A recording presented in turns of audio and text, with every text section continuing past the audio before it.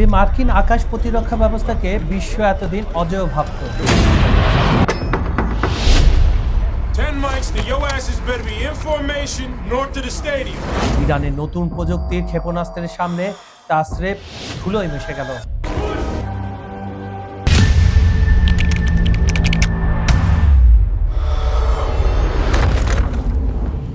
Pentagon 50টি Patriot missile ছুড়েও রক্ষা করতে পারেনি নিজেদের সেনাঘাঁটি। আর অন্যদিকে হরমুজ প্রণালীতে ইরান ছক পাল্টাচ্ছে, যা কাঁপিয়ে দিচ্ছে বিশ্ব অর্থনীতিকে।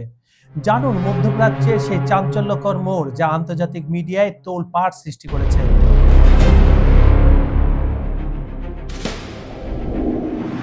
সম্প্রতি নিউ ইয়র্ক টাইমসে চাঞ্চল্যকর প্রতিবেদন প্রকাশ হয়েছে। সেখানে বলা হয়েছে, জর্ডানে অবস্থানরত মার্কিন ঘাঁটিতে ইরানের সাম্প্রতিক হামলায় যুক্তরাষ্ট্রের আকাশ প্রতিরক্ষা ব্যবস্থার ভয়াবহ দুর্বলতা সামনে এসেছে। জর্ডানের 3টি মার্কিন ঘাঁটিতে 5 দিন ধরে ইরান একের পর এক ড্রোন ও সর্বাধুনিক ক্ষেপণাস্ত্র নিক্ষেপ করে আক্রমণ চালায়। এই হামলায় ইরান এমন কিছু উন্নত প্রযুক্তির ক্ষেপণাস্ত্র ব্যবহার করেছিল যা মাঝ আকাশে কৌশলগতভাবে গতিপথ পরিবর্তন করতে সক্ষম, যাকে বলে ম্যানুভারিং পাওয়ার। ফলে মার্কিন আকাশ প্রতিরক্ষা ব্যবস্থা চরম চাপের মুখে পড়ে যায়। ইরানের হামলা প্রতিহত করতে মার্কিন সামরিক বাহিনী ব্যাপক প্রতিরোধ ব্যবস্থার আশ্রয় নেয়। পেন্টাগন প্রায় $40 লক্ষ মূল্যের অন্তত 50টি ব্যয়বহুল প্যাট্রিয়ট ইন্টারসেপ্টর ক্ষেপণাস্ত্র নিক্ষেপ করে। তবে মার্কিন বাহিনীর এই বিশাল প্রতিরোধ সত্ত্বেও ইরানের শক্তিশালী ক্ষেপণাস্ত্র ও ড্রোনগুলো জর্ডানে মার্কিন আকাশ প্রতিরক্ষা বলয় সফলভাবে ফাঁকি দিতে সক্ষম হয়। এর পরের দৃশ্য সবাই দেখেছে। সামাজিক যোগাযোগ মাধ্যম থেকে শুরু করে ইরানের ওয়েবসাইটগুলোতে দেখা যায় যে জর্ডানের মার্কিন ঘাঁটিগুলো থেকে কালো ধোঁয়া বেরোচ্ছে, তার মানে ব্যাপক ধ্বংসাত্মক হয়েছে।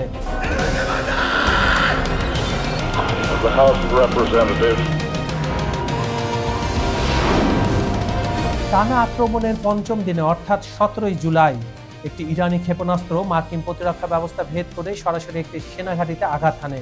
এই ভয়াবহ হামলায় প্রাথমিকভাবে 3 জন মার্কিন সেনা নিহত এবং 100 জনের বেশি সেনা আহত হন বলে খবর পাওয়া যায়।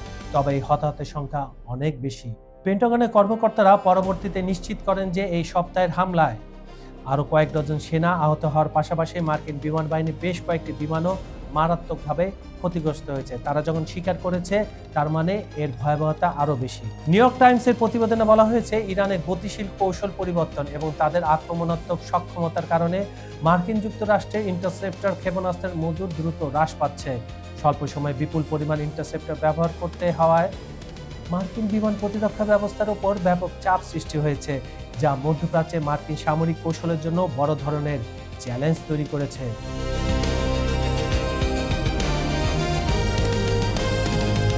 মার্কিন সামরিক গোয়েন্দা বিভাগের একটি নতুন মূল্যায়নে দেখা গেছে, ইরান তাদের প্রধান অগ্রাধিকার হিসাবে পারমাণবিক কর্মসূচি থেকে সরে এসে হরমুজ প্রণালীর উপর জোর দিচ্ছে। সম্প্রতি এনবিসি নিউজের এক প্রতিবেদনে 2 জন মার্কিন কর্মকর্তার বরাতে এই তথ্য প্রকাশ করা হয়।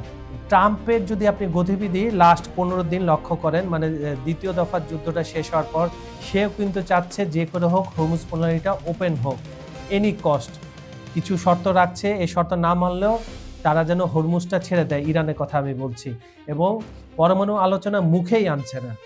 মাঝে মাঝে চাপে পড়ে উনি 2-1টা কথা বলেন ট্রাম্প সাহেব, কিন্তু পরমাণু বাদ দিয়ে উনি এখন হরমুজ প্রণালী কিভাবে ওপেন করা যায় সেটার জন্য তাগাদা দিচ্ছেন। কারণ হামলা করে কখনো ইরানকে দমানো যায়নি এবং ইরান কখনো হামলার ভয় হরমুজ প্রণালী ওপেন করবে না।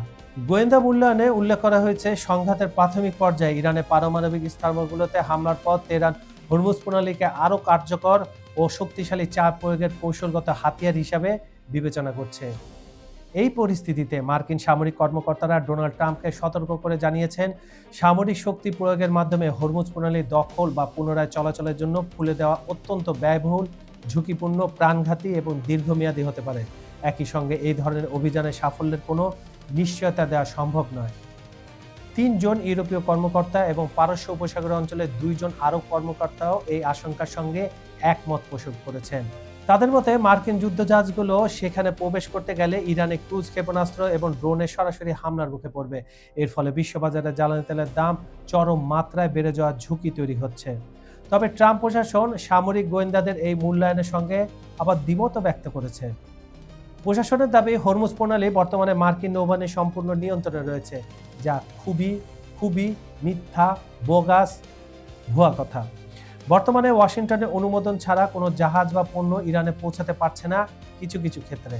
এর পাশাপাশি আরেকজন প্রশাসনিক কর্মকর্তা মন্তব্য করেন, হরমুজ প্রণালী একটি আন্তর্জাতিক জলপথ এবং এটি কোনো একক দেশের সম্পূর্ণ নিয়ন্ত্রণাধীন হতে পারে না। পরিস্থিতি বিবেচনায় সামরিক বিকল্প নৌ রুট চালু করার পরিকল্পনা রয়েছে, যা কোনো টোল বা অনুমতি ছাড়াই পরিচালিত হবে। এই ধরনের একটা চেষ্টা কিছুদিন আগে করেছিল, সেখানে ইরান জায়গা মতো হিট করে এই পরিকল্পনা রকেটে করে মহাজাগতিক দেশে পাঠায় দিছে।